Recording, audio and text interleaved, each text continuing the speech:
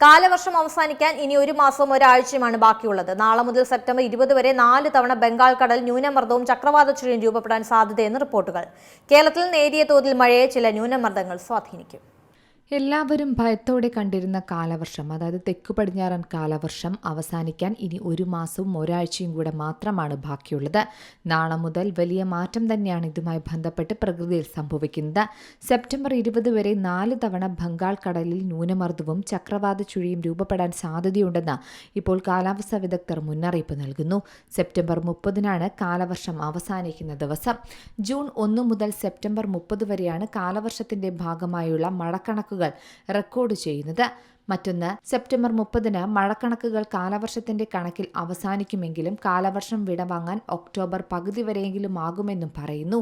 കൂടാതെ ഒക്ടോബർ മാസം 1 മുതൽ ഡിസംബർ 31 വരെ പെയ്യുന്ന മഴ തുലാവർഷത്തിന്റെ കണക്കിലാണ് ഉൾപ്പെടുത്തുക, അതായത് വടക്ക് കിഴക്കൻ മൺസൂൺ. എന്നാൽ തുലാവർഷം തുടങ്ങാൻ ഒക്ടോബർ പകുതിയെങ്കിലാകുമെന്നും കണക്കുകൂട്ടലുണ്ട്. എന്നാൽ സാധാരണയേക്കാൾ കുറവ് മഴയാണ് സെപ്റ്റംബർ മാസത്തിൽ പ്രതീക്ഷിക്കുന്നത്. കേരളത്തിലും ഇത്തരം മഴ തന്നെയായിരിക്കാം ഉണ്ടാവുക. എന്നാൽ സെപ്റ്റംബർ മാസത്തിലാകട്ടെ മൺസൂൺ കാലത്ത് ഏറ്റവും കുറവ് മഴയും രേഖപ്പെടുത്താറുണ്ട്. ഇതിൽ ഏറ്റവും കുറവ് മഴ ലഭിക്കാറുള്ളത് കേരളത്തിലാണ്. LPA പ്രകാരം ഏറ്റവും കൂടുതൽ മഴ ലഭിക്കുക ജൂൺ ജൂലൈ മാസങ്ങളിലായിരിക്കും. ഇന്നു മുതൽ സെപ്റ്റംബർ 20 വരെയുള്ള ദിവസങ്ങളിൽ 4 തവണയെങ്കിലും ബംഗാൾ ഉൾക്കടലിൽ ന്യൂനമർദ്ദം രൂപപ്പെടാൻ സാധ്യതയുണ്ടെന്നും പറയുന്നു.